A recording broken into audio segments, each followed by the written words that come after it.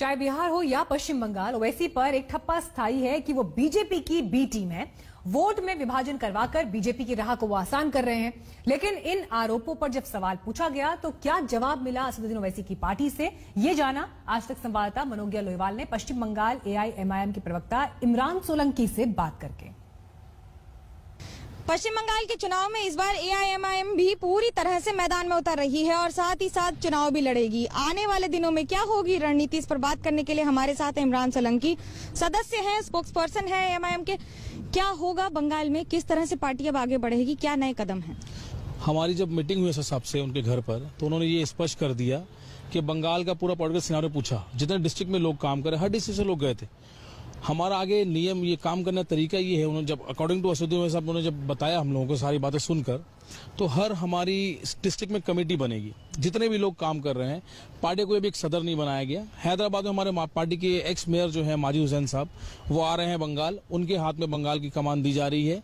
वो सारी रिपोर्टिंग करेंगे सबको, यहाँ पूरी कमेटी वही बनाएंगे और हम लोग हर डिस्ट्रिक्ट लेवल पे कमेटी बनाएंगे। सदर नहीं बना रहे प्रेसिडेंट पार्टी का, क्योंकि इलेक्शन का टाइम है, 4-5 महीने बाकी इलेक्शन में, विधानसभा इलेक्शन में। तो उन्होंने कहा कि विधानसभा इलेक्शन लड़ेंगे और कमेटी जब हमें डिसाइड करेगी, पूरी कमेटी हर डिस्ट्रिक्ट की, वो बताएंगे कैसे इलेक्शन लड़ना है और किन किन सीटों पर लड़ना है। तो हम उम्मीद करते हैं जो हमारी कमेटी काम करेगी और जो 6-7 साल से काम कर रही है बंगाल में, हम लोग बंगाल में पूरी तरह लड़ेंगे, पूरे बंगाल में इलेक्शन लड़ेंगे। कोशिश हमारी यही है और हमारे वर्कर्स ज्यादा से ज्यादा लोगों तक पहुंच सके, ग्रास रूट पे काम कर सके।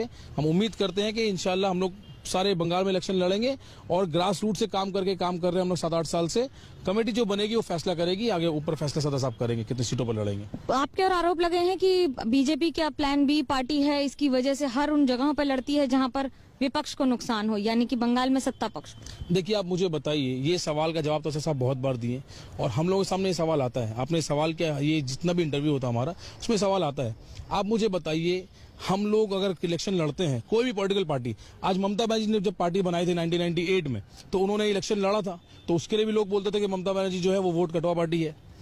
जितनी पॉलिटिकल पार्टी, आप अपनी जमीन तलाश कर रहे हैं, आप अपने पार्टी को यहाँ पे इलेक्शन लड़ेंगे तो आप अपनी जमीन, अपने समर्थक देख रहे हैं और आपकी आइडियोलॉजी को लेकर आगे बढ़ते हैं। ये कहीं भी नहीं होता। ये जो बोलते हैं, कांग्रेस बोलती है, तृणमूल बोलती है, ये जो बोलते हैं जितनी पार्टी है, ये सब ये बेबुनियाद बातें हैं। ये इलेक्शन में और चुनाव में प्रजातंत्र में ऐसा नहीं है। एक और जहां प्रजातंत्र है तो वहीं चुनाव और चुनाव के मुद्दे भी हैं, जिनमें हर बार एक नए कयास के साथ एक नई बात शुरू होती है। कैमरा पर्सन तापस बैरी के साथ मनोज्ञा लोईवाल, कोलकाता, आज तक। लेकिन ऐसा नहीं है कि सिर्फ बंगाल तक असदुद्दीन ओवैसी की निगाहें सीमित हैं, बल्कि प्लान तो अब यूपी का भी है। अरविंद केजरीवाल के बाद ओवैसी ने मिशन उत्तर प्रदेश पर कदम बढ़ा दिए हैं। ओवैसी ने आज सुहेलदेव भारतीय समाज पार्टी प्रमुख ओम प्रकाश राजभर से मुलाकात की।